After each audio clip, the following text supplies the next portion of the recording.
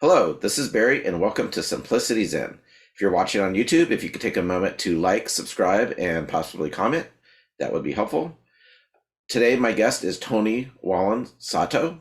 He is a Zen practitioner, author, poet, program director for Project Rebound, and a board member of the Boundless Freedom Project. How are you doing today, Tony? I'm doing wonderful. Thank you for having me on, Barry.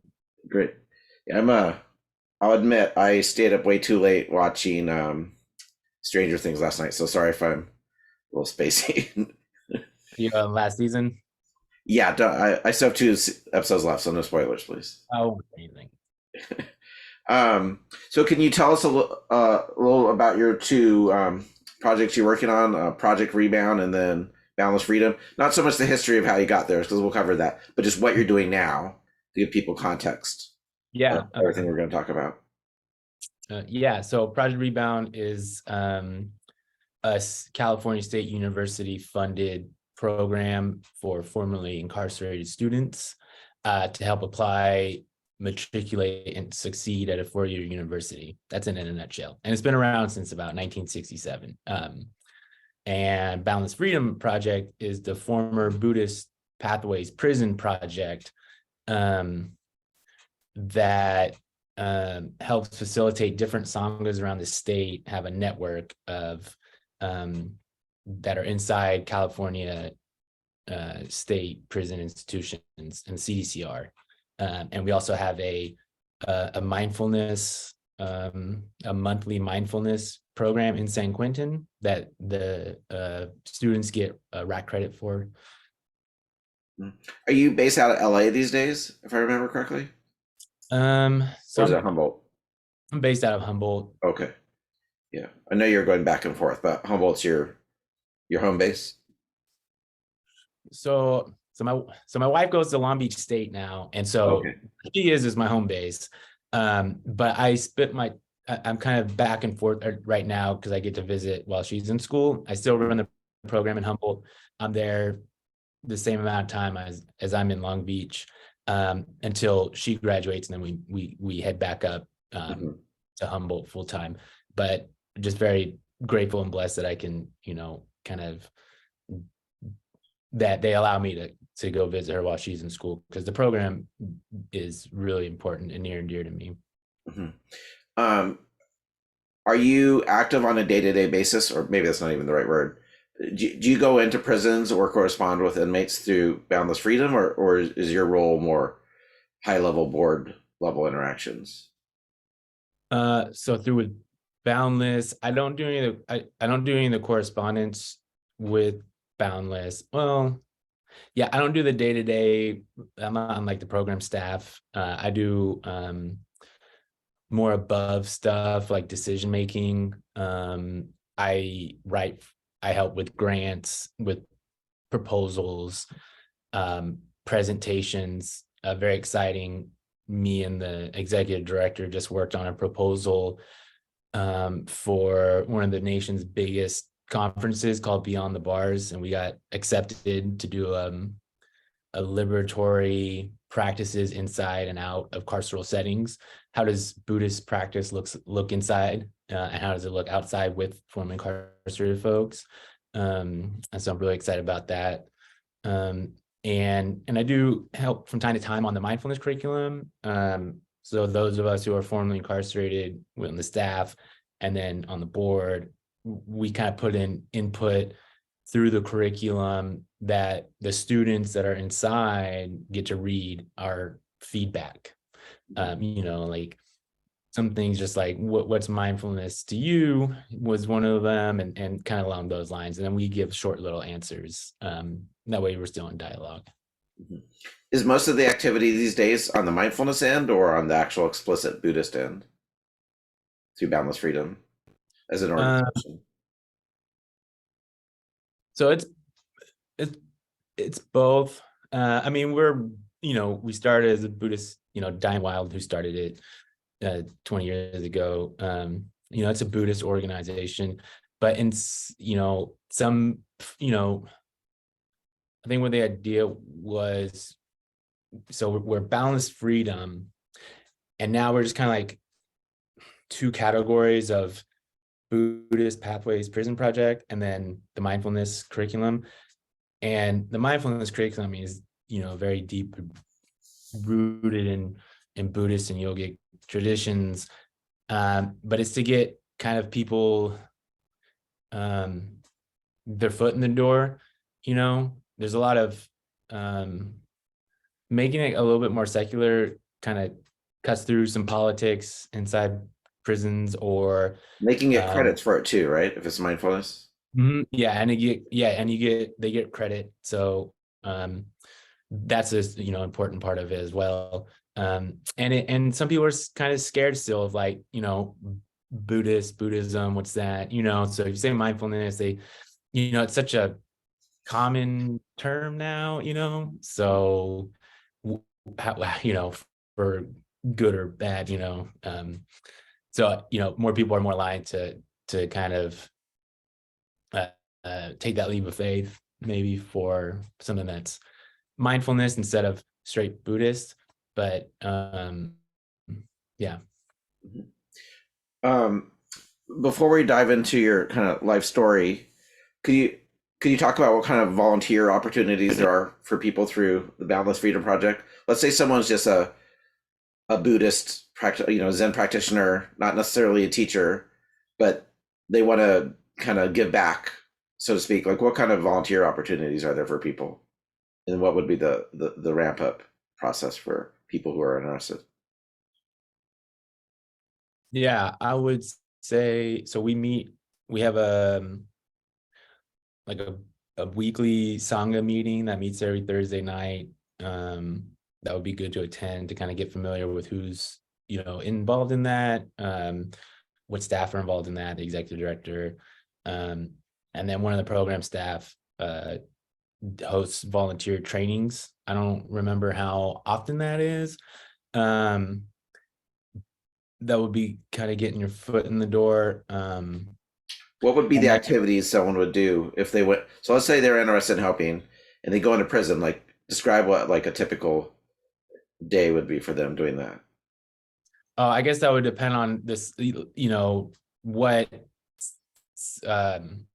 what area they're in, what song they're a part of. Like, if that song is already going in, they would be, the volunteer would be going in with that particular sangha, however that looks.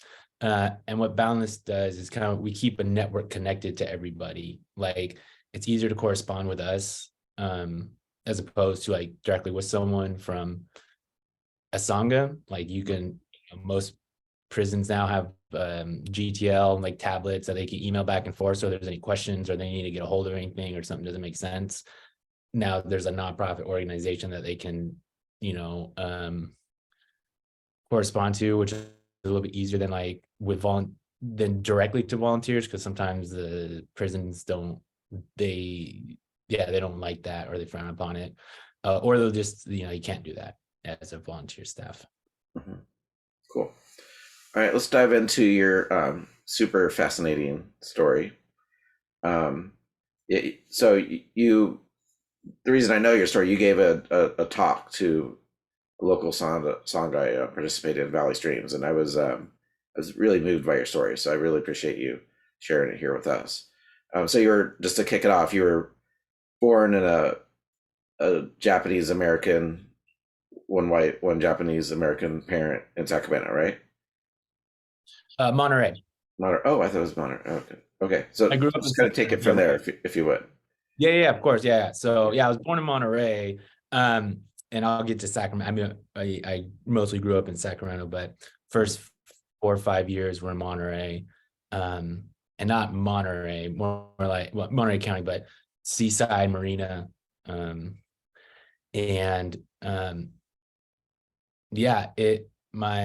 mom's from Japan, and my grandma's side is from Hokkaido. She's from she was born in Sapporo, but she's actually from like an Ainu village that's kind of northern of Sapporo. At the time, there's like, she needed to go to a larger area to basically have a healthy birth. but yeah, we were from like an Ainu village up north called Bikuni, I believe. And then we're also the Ryukyu people, which are the southern islands of um, Japan, like we're Like like the indigenous Okinawan island. people. Interesting. Yeah. And so, yeah, so I was born, I got an older brother who's about 7 years older than me. Um, and yeah, my Monterey is still a very sanctuary place to me. Um, I I really, that's where like my uncles were, my on my Japanese side, and my cousins, um, and it just felt, yeah, like a sanctuary, and it still, still does. I mean, I got family that have passed away now, but it still feels like coming home there, even though I only lived my first 5 years of my life there. Um, and my mom and I would visit every summer and winter, just us two. And so I feel like I grew up there even past that. But my father is from Rio Linda, which, is a little outskirts of Sacramento. Uh, and my grandma was a cafeteria worker, which I don't know, it always stuck in my mind. It's in Rio Linda, and so yeah, we ended up moving back to Sacramento. My dad was going to an electrician school. He had kind of gotten his life back together. So my dad, I love my dad very much, but he's kind of I think I like to describe him as kind of a character of like a Ken Casey novel. Drugstore cowboy. Nerdy well. How do you say it? Nerdy Yeah, well. right. Big heart, but he gets in his own way and very self-conscious, and yeah, drug addict, and he was formerly incarcerated, and et cetera. And so neither of my parents graduated high school, and so my dad was kind of on and off with my mom, but they had gotten back together a little bit after I was born. Were they and married? and my mom, yeah, they were married. They got married. I think when my brother, I think before I was born, they got married, but I think my brother was maybe 3 or 4, something like that. Um, but they were like on and off a little bit, here and there. My dad was kind of still with, um, um, you know, Big Sur type of like, fixture. I don't know if you read Big Sur by Kerouac. But but yeah, he ended up, they got back together, and my mom was cleaning houses in Pacific Grove. And in that area, like really nice area. I remember she would take me to clean houses in PG, and up that, take the 17-mile scenic drive past Salvador Dali's house that he had, flew all this stuff from Spain over. She would always point that out. And I remember, yeah, just cleaning these really big houses. She would take me. It was, I'd play with all these kids' toys and stuff that I didn't, probably I didn't have. But and then my dad got into some electrician school or something like that. And so we moved back to Sacramento. And for me, and I think my brother too, because my brother at this point must have been 12 or so. So, he had built, for years of his life there, had gone through elementary school and probably some of junior high. And I know that he was pretty upset too. There's a story that my brother and my dad moved up before my mom and I, and I think my brother was so upset that he moved away from his friends that he slammed the door in our duplex, and one of our neighbors, thought that it was a gunshot and called the cops. And the cops came, and they they kind of just like kicked the door open, put my dad in a chokehold. And, you know, we're like, yeah, it was pretty brutal. And because my brother closed the door, he just slammed the door. He was upset that they moved. And so that was their initial reaction, which isn't, you know, and that's kind of like a theme that comes back and forth is like, I don't know, negative brutality or negative interactions with law enforcement and authoritarian figures, at least in my life, that led me here. And so we moved up later, but being away from, like, you know, I didn't really realize how like connected I was with my mom's side of the family until moving to Sacramento, because I'm very close with my dad's side of the family, my aunts and my cousins. I'm very close with them. But they like are blonde hair, blue eyed. My dad's family's like Swedish immigrants that came over, I want to say in the 20s or 30s to Minnesota, and they were farmers like from Sweden. Like Wallin, I just learned, like actually isn't like our last name. It got changed over the ship right here because the captain was named Wallin, and something like Johannesburg or something like. I just learned this like 3 weeks ago too. My aunt just told me this. Blew my mind away because I have this poem about names and now I got to rewrite it. Yeah, it ruined your poem. Hey, real quick to interject. Mhm. Did you have any interaction with Japanese culture as a young kid? You know, you were around all your Japanese relatives and stuff. Was there any sort of, even at the level of like cooking or decor or Japanese language or even Buddhism or anything, was there any Japanese connection there at all for you? Yeah. You know, other than like, you know, like looks, like my grandma, my cousins, and my uncle, my aunts. You know, in my grandma's house, she had like my grandma brought over with her from Japan. My grandma was an artist over there, just on the side, but she's a beautiful watercolorist. But she has a lot of art, and she has this glass case that's all Japanese mementos she brought with her. There's actually a rock with Bodhidharma's face on it that she painted. That I noticed now. I mean, as a kid, I must have knew. I didn't know who Bodhidharma was. But when I go back there as an adult, I go, especially when I was, you know, getting back into, you know, practicing wholeheartedly, you know, Zazen and Buddhism and like really getting on the path. I realized how much Buddhist items she had in that glass case, you know. But Do you you know, think she it has like this. planted a seed at all? I think so. I've always, yeah, I think for me, my identity as I got a little older, Buddhism correlated to me as a teenager as my Japanese roots. Mm-hmm.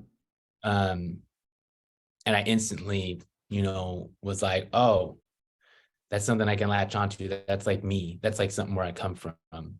Because I wrestled with identity a lot. And, you know, with the Swedish, you know, the story I was telling about my Swedish, so all my family, you know, my dad's side is all blonde hair, blue eyed mostly. And so, you know, I look a lot like my mom. My mom and I are kind of, you know, spitting images of each other. My brother looks more like my dad. So, you know, as a kid, I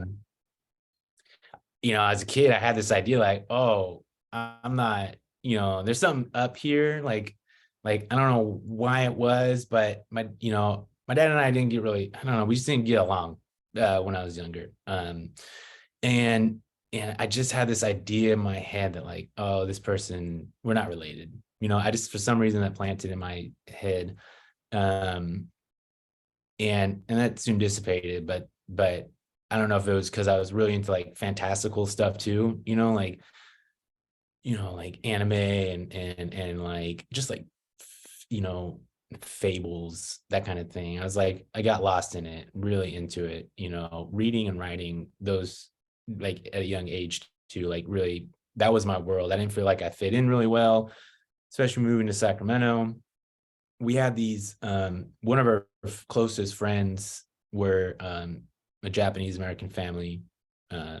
Well, Japanese father, German heritage, American mother. And there was 3 sons that I went to school with. 2 were older. And I always fantasized like I was their 4th son. That makes sense, you know? And it was, yeah, they were really involved with everything, like Asian American theater, art, Would you ever go to like Bond festivals or anything like that? I went to one in Monterey. Mostly it was like my mom and my uncles, they went. And in Monterey, it's a pretty dense Asian American community. Marina's tiny, but it's got like 3 Asian markets, and it's like so small. Salinas too. My mom worked at Ichiriki, which is a sushi spot. So Japanese cuisine was always a thing. My grandma, New Year's, sukiyaki, that's like a tradition, I guess, with her family. So that was like a thing, sukiyaki. My grandma would make homemade fudomaki. Yakisoba, that was, still is like my favorite. And yeah, so like, the cuisine was definitely there. The cooking was there. And my uncle, my mom's oldest brother, he was really like, he's like really into Japanese. He still somewhat speaks it with my grandma, and is really into anime and like both like the like movie wise, like Akira, that kind of thing, and also like the graphic novel of anime. So yeah, sorry, real I quick. latched on. Oh, sorry. Sorry. We have a delay in our talking, so it's hard for me to tell when you're done. I apologize. So temperament wise, would you say you're you take more after your mom or your dad, like kind of like personality and temperament and so forth? Or is it a good Both, mix? actually. Yeah. Yeah. I used to fight the dichotomies, and I used to think you couldn't do both, but like, it's all about non-duality, and it's like this, I don't know. It's funny. My father's such a contradiction sometimes that I get my hardest Buddhist lessons from him, the irony of it, because he is like this big-hearted person who just is always suffering and struggling, and so he just is a walking contradiction. I don't even know how he's alive. He's got some really crazy stories.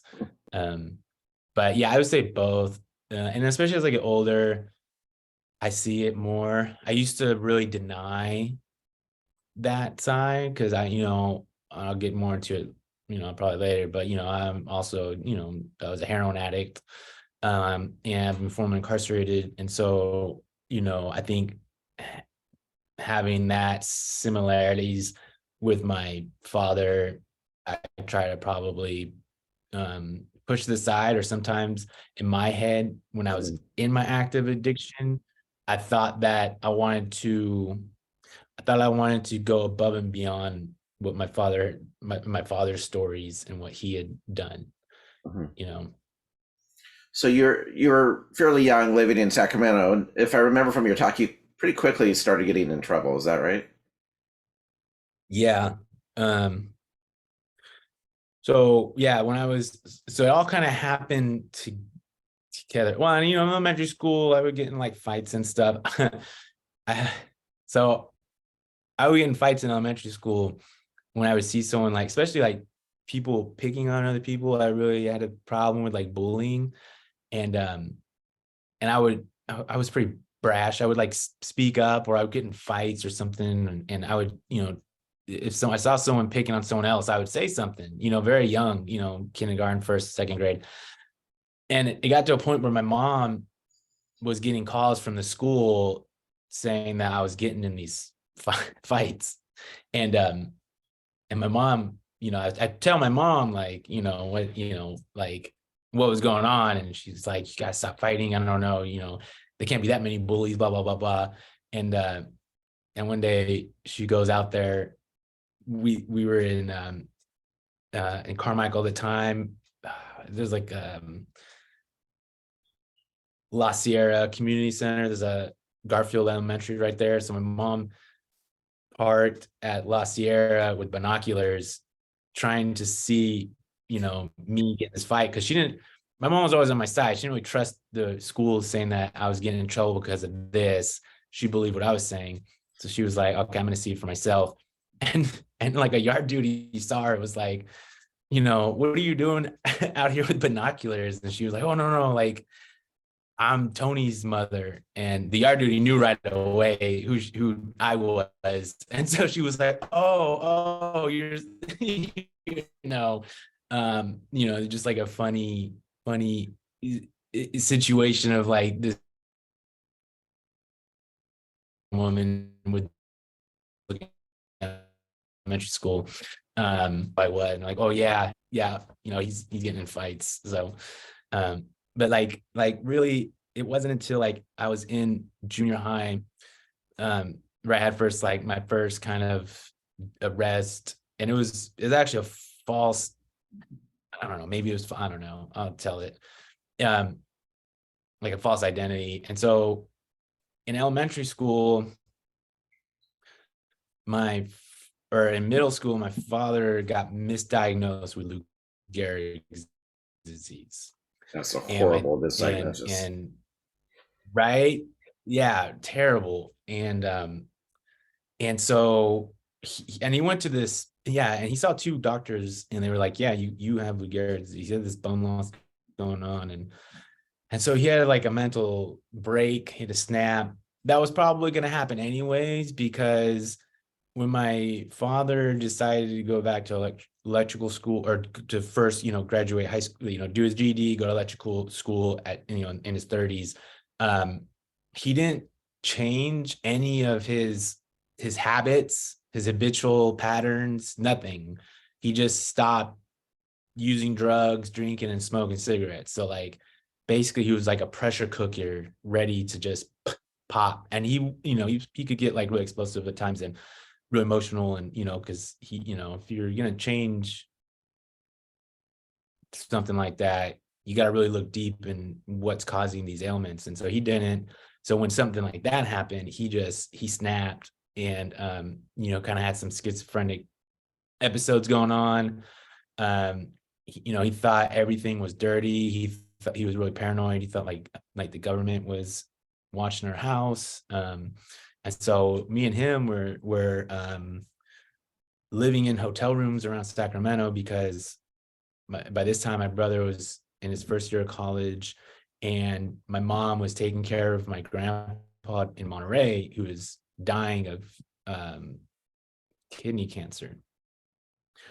And so my mom and her dad, they were super close, really close. And so she was down there constantly, and so it was just my dad and I, and yeah, everything in the house was dirty. It was like he was in his head, he was protecting me, but it was super, I don't know, probably, super traumatic. And we were just going hotel to hotel to hotel, and I ended up, this is right before I got arrested, but my 8th grade science class, I turned in my homework with hotel notepad paper. It was a DoubleTree notepad. It was like, something like, I'm in a hotel now, something like this, right? That's like all you had accessible, right? That's all I had. I had no, I didn't have any, we weren't going to the house. I had a duffel bag, Adidas duffel bag of stuff. And, after school, my dad would take me back to the hotel, and he'd be doing whatever it is. So I would like just running around downtown and Art Arcade area, and it was just bizarre. And making up stories like why I'm in this hotel, telling, like, passing guests like, oh, my dad's he's an international businessman or something, and so yeah, I turned in my homework, my science homework, and my 8th grade science teacher like made it a whole spectacle. He like brought me up to the class, He showed everybody in the class that I just turned in my homework on this hotel notepad. Why am I doing that? It was really embarrassing, like super embarrassing. This person was supposed to, hey, why are you turning in homework on a notepad? Is there anything going on at home? Is there anything wrong? Do you need to go see the school counselor? Wasn't that. It was like total blame on this 12-year-old for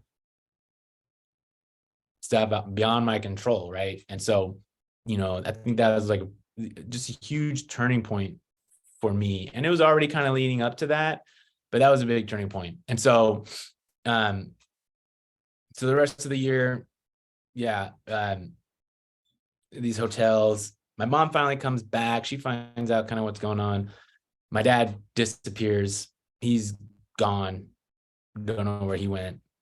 And my mom, when summer rolled around, my mom wanted me to go back to like the Salinas area to go hang out with my aunt, my uncle, and my cousins.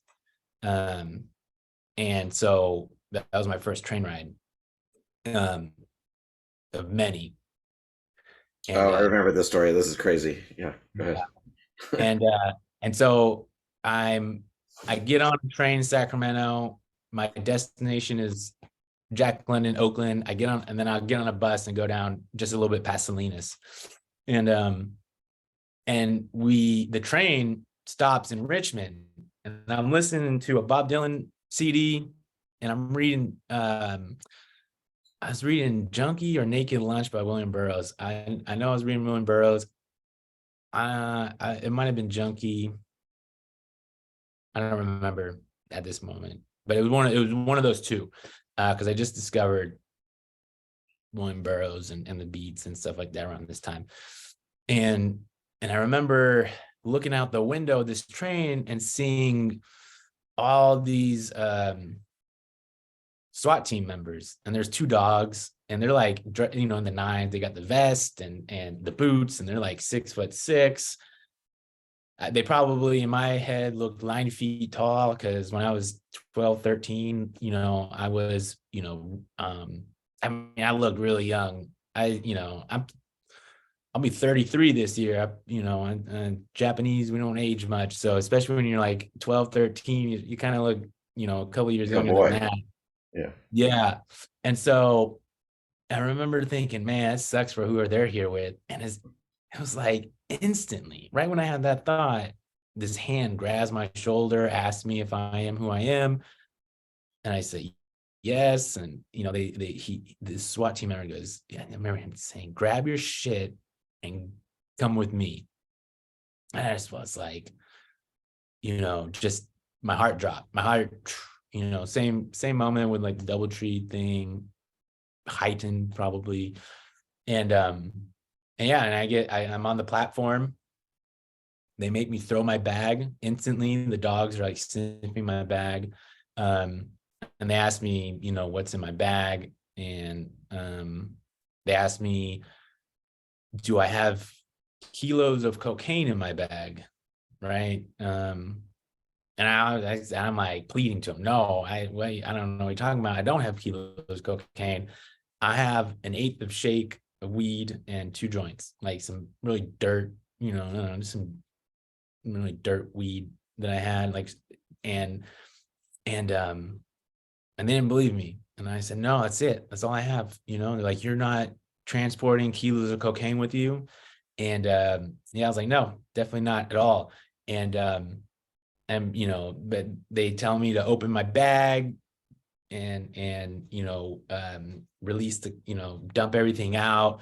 The weed falls down. Then a SWAT team member comes over and he grabs the bag and like rips it open even more. I don't know what the reason was, but he rips it open even more. Nothing else falls out. And they start laughing. And by this time, if you look at the train, everyone's on the window. They're staring at me. They're staring at this SWAT team surrounding me, these 2 dogs. And I'm just, I'm terrified. I'm petrified. I mean, it was so humiliating and just scary. It was just, man, it was wild. and they're laughing like this is no big deal to them, right? They're not scared. Like they didn't just scare this young child.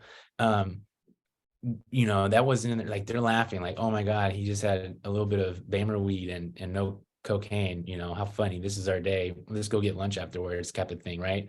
And in my head, I'm like about to, about to pee my pants and I want to cry. I'm scared. And so finally, I think I said something to him like this isn't funny or something like that. They snap at me and then they say, you want to go to jail or do you want to go home on that train? And I said, well, I want to get back on the train. And those are my options. And they said, all right, well, you better stomp out that weed. So they make me dance. In my head now, thinking back, they make me dance.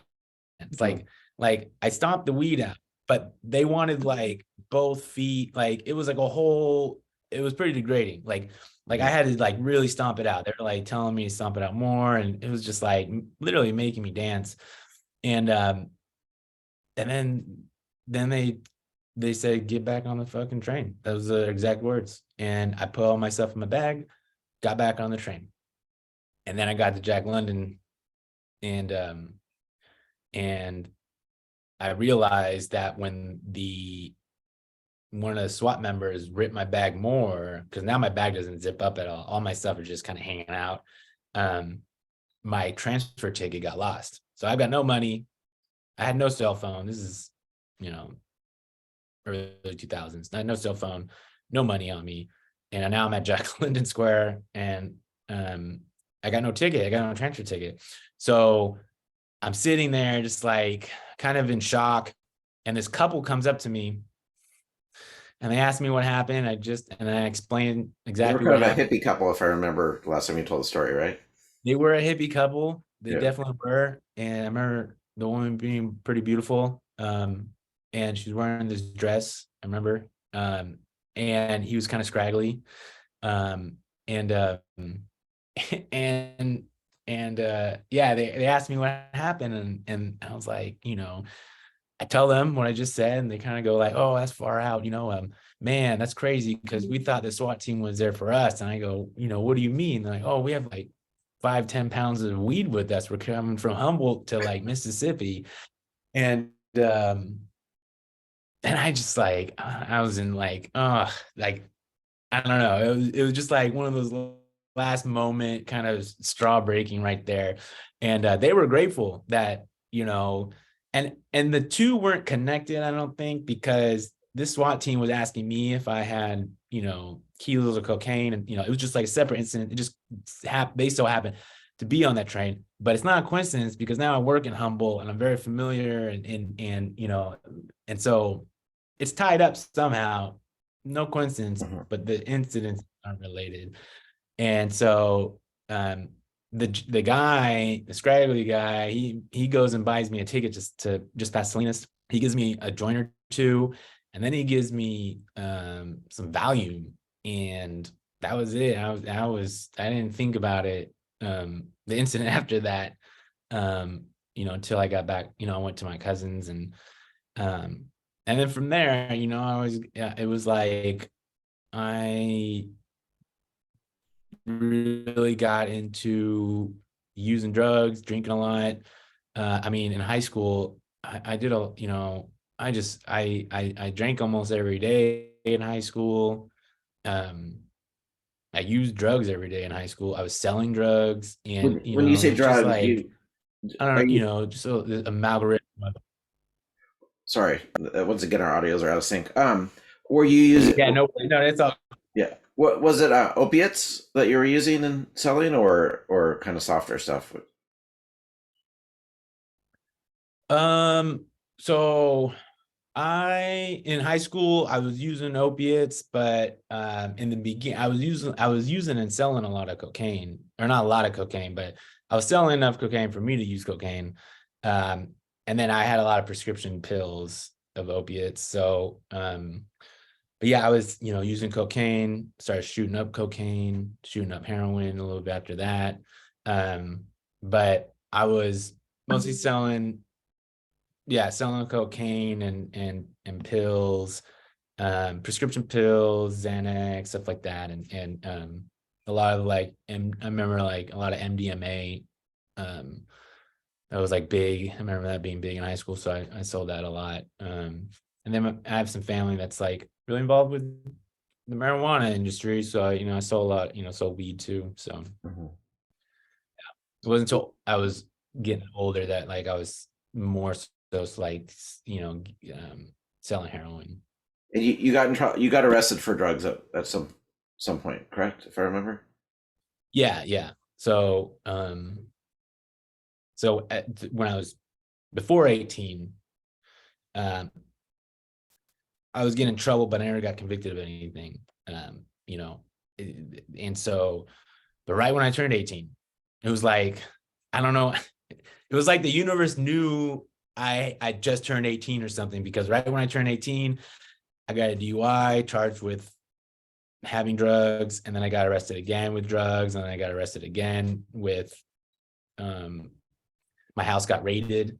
Um, I had my younger brother from Oklahoma visiting me, and I was living in downtown Sacramento, like over on G and 26 around there. It was like my first studio apartment, and I was going to community college at the time, so I was selling drugs ish, and I was going to community college um, because I wanted. Someone told me I could get free money. That was why I enrolled, and I got free money for it. You And, did. but Did, it planted did a you work seed. on the paper there too? Where you were involved in journalism to some degree, right? I was, yeah, Mhm. yeah. That was until my second semester. Yeah, second semester. So the community college asked when I enrolled, I didn't know what I wanted to do. I had an art class, and I take film photography, because that's one of the main. That's like a big thing I do is I got a lot of different film cameras, and I do black and whites and double exposures, and I'm a big film camera photographer since high school, and so they had a dark room access, so I took this dark room class and an art class, and I ran into a professor who just randomly asked me why I was on campus, and I told him, I said something like, "Oh, I'm a poet." I probably said, something smart alecky, like I'm a song and dance man or something like that, just to mess with him. Um, and he kind of laughed at me and said, "Oh, you're never gonna make money in that, kid. You should be a journalist." Um, and he said, you'll never make money as a poet, but if you get into journalism, you can write for other people and then write what you want. Still, you'll just always be writing. So I kind of Um, so I took that to heart, and I enrolled into a journalist class. It was like mass media and society or something like that. And he was a professor, the guy that I ran into, Richard, I can't remember his last name, but this was at American River College. And yeah, so yeah, I got my younger brother was in town at one point visiting me. He was younger. He got arrested in Sacramento, and they raided my house or my studio, and I get a call from my older brother who was there, and they said, "Hey, they're gonna arrest him as an adult if you don't come back to the house." And they were like, "Why aren't you answering your phone?" I was like, "Well, I was in a art class, and so I came out to take the call, and yeah, so I had to go turn myself in, and they let my younger brother go, um, and then I got arrested then. Was this a Uh, distribution charge? and that didn't stick. They wanted to, and ended up getting convicted of it. And but they ended up I ended up moving to Oklahoma because of it, because I had to go do a program. I did a year program out in Oklahoma. Um, I was like 18 or something. I was gonna say Living with your 18. dad, right? If I remember.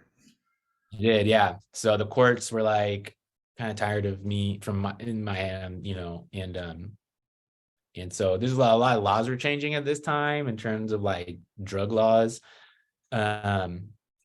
into more so like diversion programs or different types of, just different types of programs, to either offset incarceration, to be coupled with incarceration, or to have incarceration as the second if this didn't work, right? And so that was what this was. This was an out of custody program for a year. And and so they allowed me, then I moved to Oklahoma.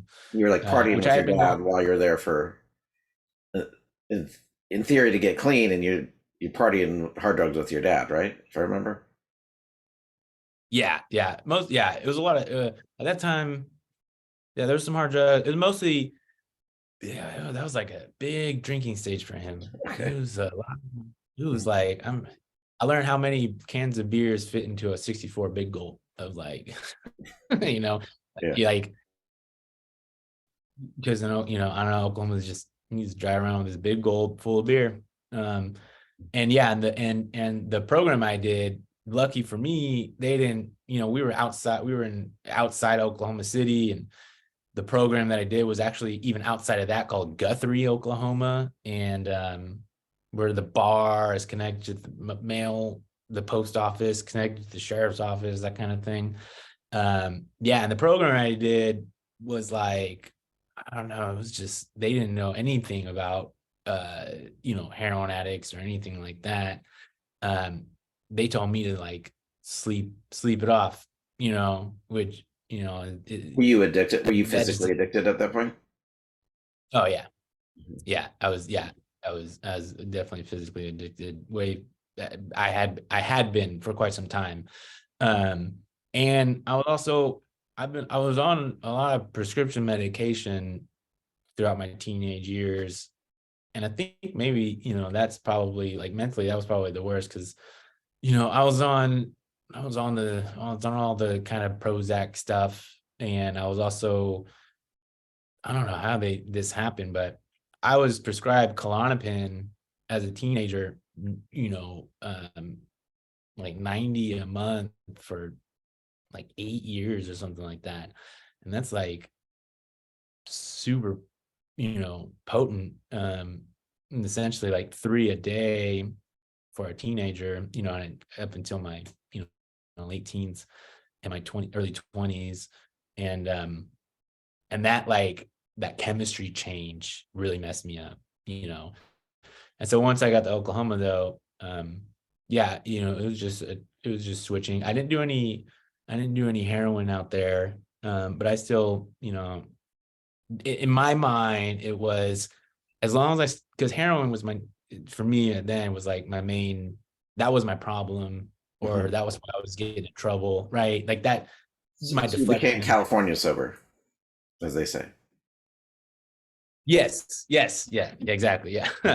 And so, I was doing everything else except that, right? And so, I mean, I think like the first time, like right when I got there, I did a bunch of acid. I went to a Flaming Lips concert, because they were from when Coyne was teaching at the university right next to this. They're always playing shows when I was living there. And I also saw Bob Dylan there, which was cool. And I got arrested actually at a Bob Dylan concert. It was at a fair, the Oklahoma Fair. How much time do we have left before you have to go? We got about 30 minutes. Okay. So do you want to jump to your major arrests that got you incarcerated and kind of go from there? Yeah. So after Oklahoma, I come back. I got arrested a couple more times. And it wasn't until about 2014 that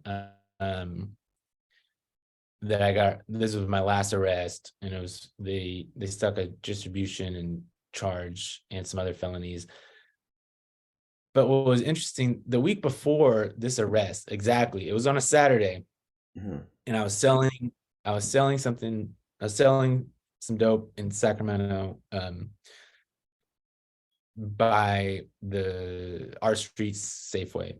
And I ended up going into that Safeway to go use, and I overdosed in the Safeway, in the bathroom stall. They found me.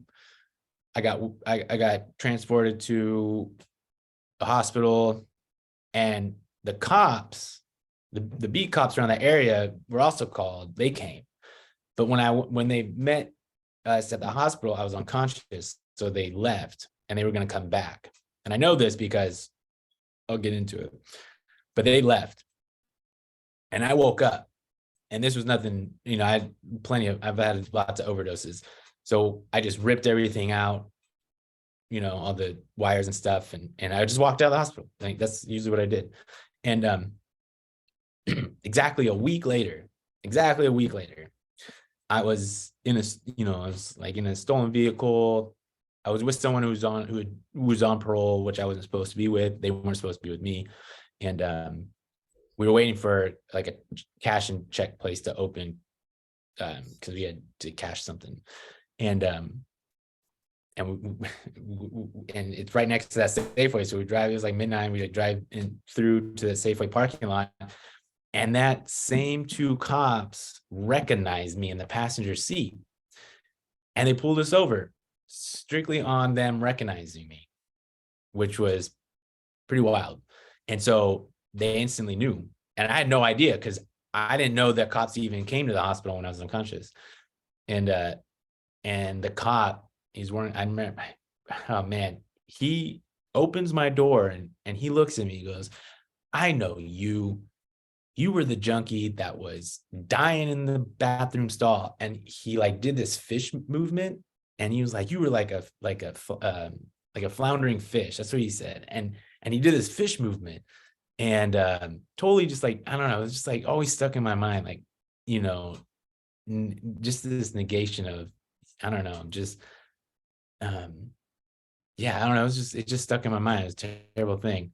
And he arrested us. He arrested both of us. And so I get sent to Rio Consumnes Correctional Facility.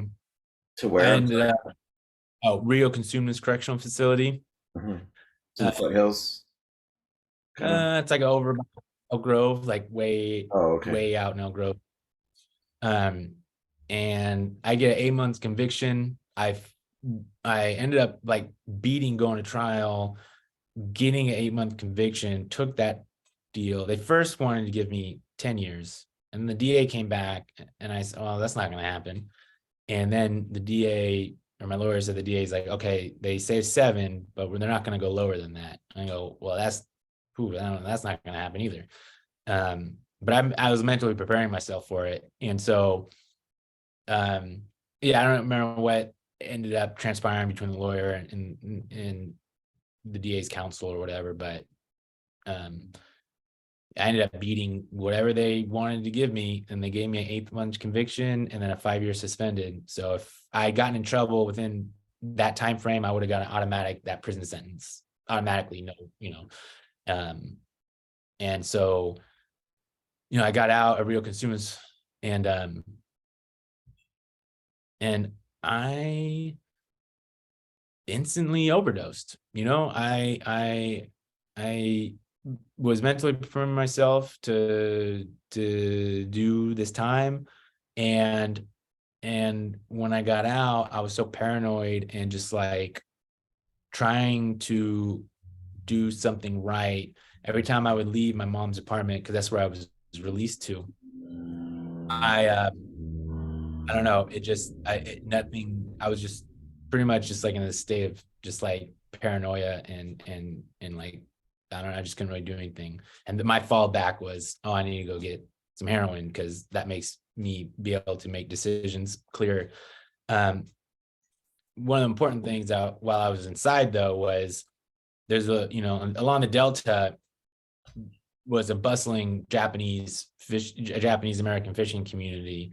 And if you're dry down there, it's really cool. They have a Japanese Buddhist temple, and there's like an old bathhouse out there. What town is this? So down by past Clarksburg, like that area, It's past Clarksburg. but just that general area. Okay. Yeah. Yeah, So go ahead. yep, yeah. So if you take Clarksburg, um, Ileton, maybe no, I know around this there. isn't interesting to other people besides us. Yeah, it'll come to me at some Yeah. point. But and so my mom would stop at this Japanese Buddhist temple, and on her first and on her first visit, she talked to this priest, and told him, I'm visiting my son who's incarcerated, and this Buddhist priest gave my mom this like literature to come bring to me, and then she got pretty much heckled when she got there because you when her first visit, because you can only send in things from a direct source. So like if you're sending in books or something to someone incarcerated, has to come from a vendor, a bookstore, something like that. My mom didn't know. She never visited me when I was in the county jail. And so this was her first time visiting me ever, was at this correctional facility. And she tried to bring, she's trying to do this motherly thing and bring me some Buddhist literature, and the guards just were like, what are you doing? And I just remembered on that glass, like seeing her face kind of distraught. And I asked her, and it was, she told me that she tried to bring some stuff in and they made her feel really low. And it was one of the first times where it hit me that, oh, like, that's my fault. I don't know, like a direct causation of what I'm doing put you in that hurt. And before, the way I was living my life, I thought I was only suffering myself. I had this I was so out there that I thought that I was like, taking on the suffering of others by my own self-loathing and heroin addiction and, et cetera, very out there. And so, so I started to kind of wake up, in this correctional facility. And then a mentor of mine, we used to meditate. He was from a tribe out in Oklahoma, and actually, he had moved out here a while back, but I took photos of him at a powwow when I was doing the photojournalist stuff at American River College that I mentioned earlier. Like, this is years before. And so we had this connection. And so he just kind of mentored me this, and we would meditate, we would just sit in the yard. And I started just kind of like, my mom ended up sending me more Buddhist literature, and like she sent me like the Buddhist Bible, which is just like an algorithm of different. It's the Shingon people, right, or something like that. No, this was like this had like some expert excerpts from the Oh, Lankavatara. I know what book you're talking about. Yeah, and they had like Gary Snyder stuff, and Okay. yeah.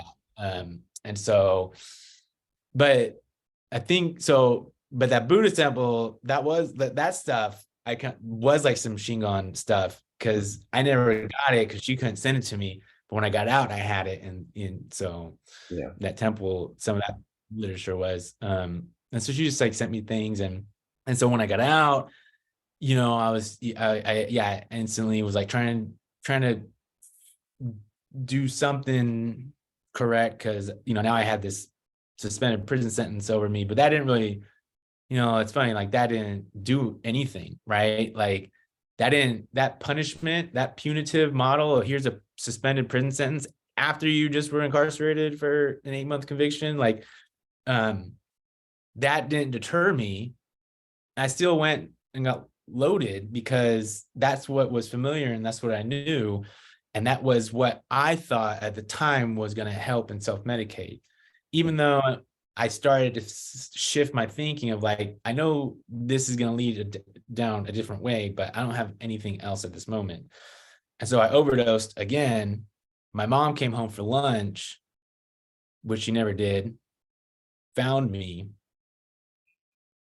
called the ambulance. I was pronounced dead.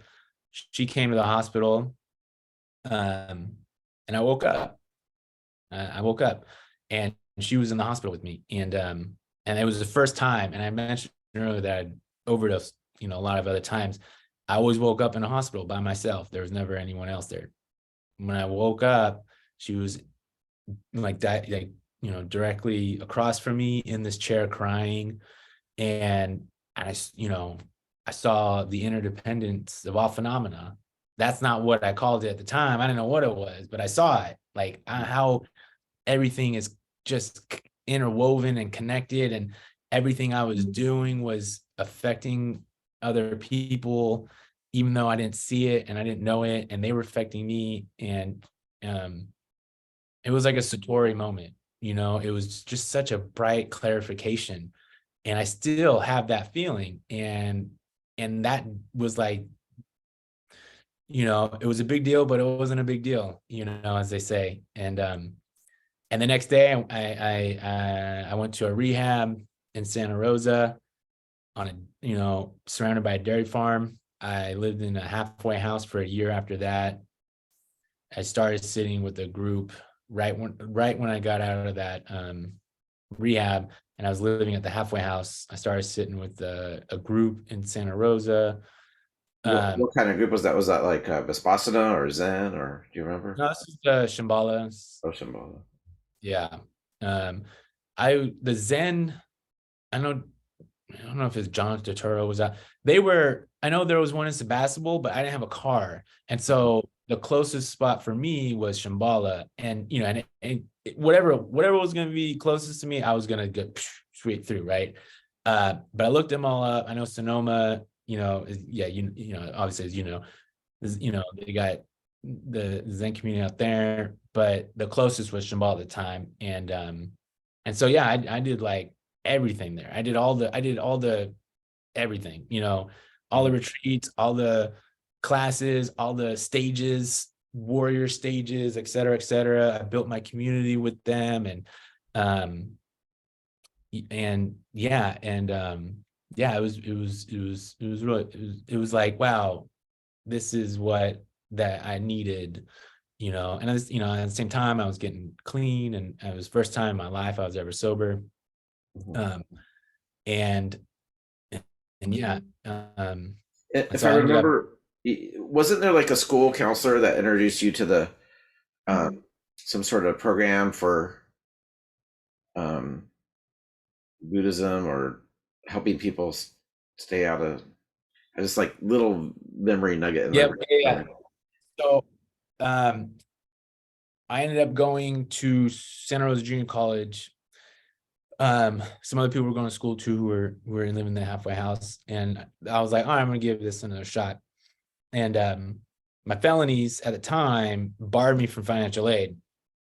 That's since changed. By the time and FOSFA, financial aid, they ask you, have you ever been convicted of a felony for selling drugs? And if you say, now you say yes, it doesn't bar you. But back then, if you said yes, it would shut you out and say, sorry, you don't get any aid, because they automatically assumed that you were going to use this money, in that kind of way. And so, I was barred from financial aid. I was barred from HUD. I was barred from financial assistance. I was barred from food stamps. These are all things that you get barred from for having drug selling convictions, which makes it hard to, you don't get any aid. Counterintuitive, but whatever. That's another right? Yeah. And so, yeah, I that happened. This counselor gave me this contact to this woman who was starting a program for former incarcerated students. And she said, don't worry about it. We'll pay for your classes. And I thought it was very suspect. I didn't trust her. I didn't, I left. I was like, there's a catch here. So I left, told some people at the halfway house, and they were like, oh, you're crazy. You gotta go talk to her. So the next day I did. And yeah, it was like the first time where she, someone was helping me because they wanted to help me. And maybe not the first time, but where I saw it, pretty clear. And it was like, I asked her, well, why are you doing this? She's like, oh, it's just what we do, and because she was empathetic. Is this the organization you now work with? No, okay. They're very similar. Every community college now has what's called a Rising Scholars. So it's a community college program. And then Project Rebound is basically that program at the CSU level. So they're I work with them very closely. And, I went, at the time it wasn't right. It was just called Second Chance Grant or Second Chance Program. Now it's probably Rising Scholars, but, at the time, I went through that. And so during this time I was taking meetings into like Napa State Prison Hospital and doing some presentations at the youth center in Santa Rosa. And we ended up moving to Sacramento, my now wife and I. We moved to Sacramento, and first Monday when I got there was I went to the Zen Center because we moved in with my mom needed help with rent. I needed to go back to Sac City to finish up my AA. So it was like a nice, it was just a good situation. My mom's at the time was off La Riviera. And so, like right there, the Zen Center, Valley Streams was the first Monday I moved back to Sacramento. Was Jim Hare the kind of the Tonto? Yes. Yeah. Was he ordained yet at that point? It's probably around that time, right? He was, because I made a documentary about him, and I'll share it with you. Oh, I've seen that. Yeah. Oh yeah. So he moved in because he sent me those photos, and it just maybe happened a year or 2 or 3 ago. So something like that. So he had very close to that, was ordained. And so you, about 6 months ago, you did Jukai. You took the Bodhisattva precepts. Could you talk a little bit about what was your motivation to do that and what the preparation was like for you? Yeah. The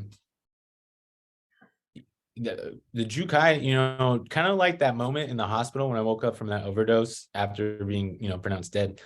Kind of like the same. I feel like there's a shift, and I don't want to say like I feel like a new person, but it was very profound, and it still is, that like I've gone, I don't know, more wholesome, like a more whole me, if that makes sense. Like I feel like more of a complete me. And I started sewing with the Arcata Zen group, and I was very affiliated with them, and the sewing teachers there. So I sewed for probably about 2 years took me to go through it, and working with Jim. And the motivation behind it was, I always knew I wanted to go through it. I think it was just a good time in my life. And I feel like almost like I needed to before I went to Japan. I mean, I didn't need to, but actually it kind of helped me, because I almost didn't get let into Japan. And because your record? Because because I was honest about my record. They didn't look it up, but they ask you.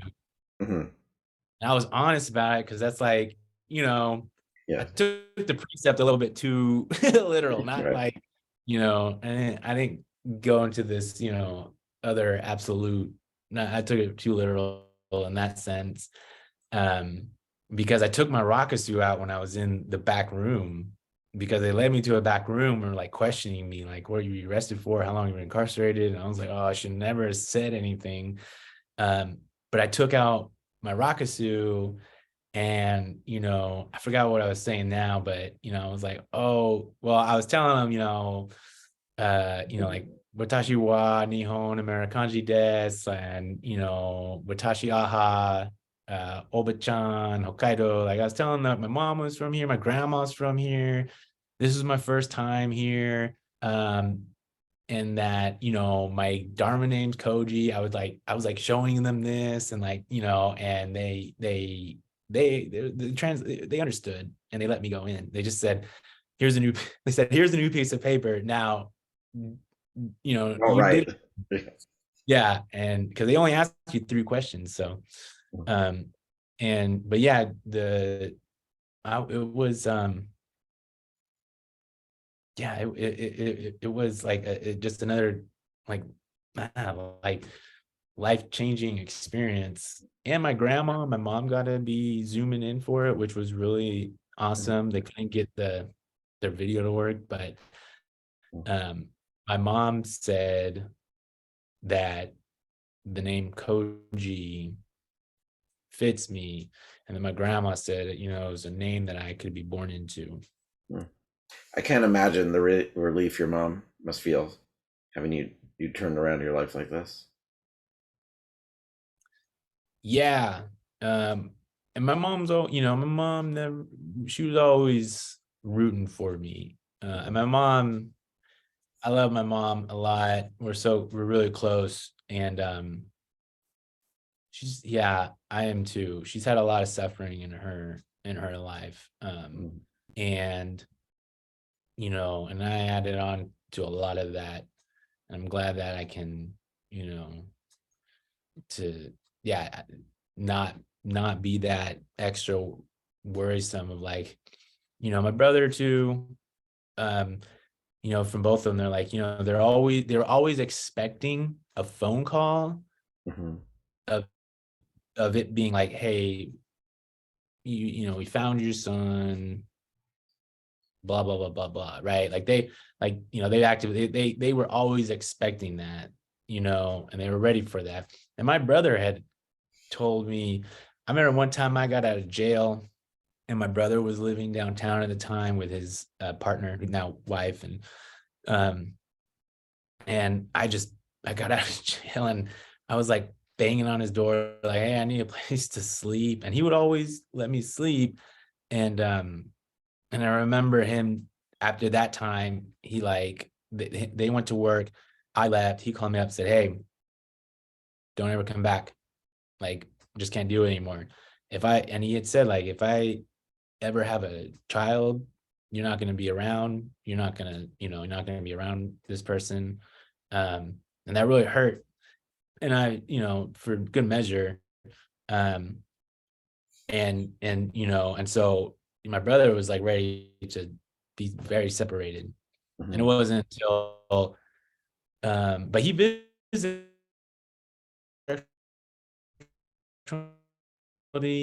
You broke up on my end. So did you he visit actually you in started going prison? to narcotics. And so Yeah. And then he was going to Nar. so when you went we're running out of time here, so I'd like to hear about your trip to Japan. Was that visiting family or Buddhist sites, or what did you do there? Are you there? You froze up on my end. Are you back? Did you hear my question? Or the last So minute? you were I think your Alaskan internet's falling apart here.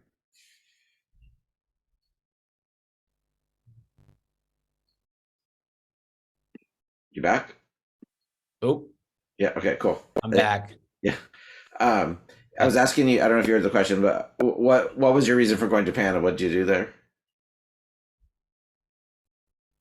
Yeah. My reason was to go back home, really, see where my mom grew up, where my grandma grew up, where my uncles grew up, and to kind of get it'd always been a dream to go back to Japan ever since I remember having the idea when I was 4, like, or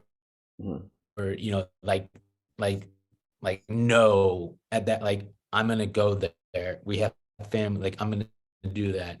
And there's a lot of dysfunction in my family, a lot of dysfunction, bad blood, and I don't know the extent of it. And so but yeah, my reasoning was to finally to go back to where I identify with. You And stay so with yeah, it was family? amazing, and I can't wait to go back. It did not work out this time. I did not. And so I saw dead family, right? I was able to see like where my relatives are buried. Like a temple or something? But I did not see anyone living. Yeah. There's a temple in Tokyo with some of our family members. There's a little Is it center a Zen temple? outside. Do you know? And then one in Kyoto too. Were they Zen temples? No, The one in Kyoto was, the one in Tokyo was not. Yeah, Were you able to go to any of the big kind of touristy monasteries and see the gardens and stuff like that? I did. Yeah. Yeah, I did some of the touristy temples. I stayed in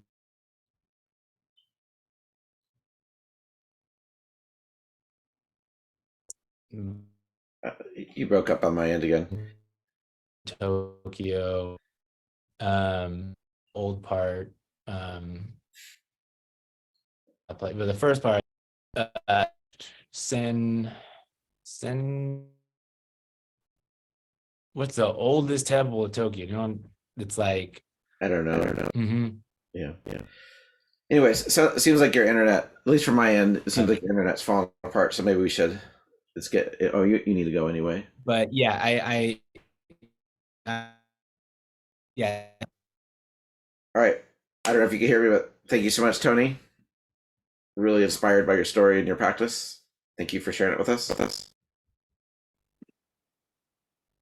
Yeah, thanks, Barry. I'm sorry the internet is Yeah. yeah, for all I'm in Alaska right now, and so I don't know what's going on with the internet. Yeah. Well, anyway, I don't know if you heard me, but Apologize. I really appreciate your story is amazing. And I really appreciate you um, sharing with us and being so vulnerable and really inspired by your practice. Thank you so much. Thank you, Barry. I really appreciate it. Okay. I'll hopefully talk to you soon. Okay. Have a wonderful day. Bye. Thank you. You too.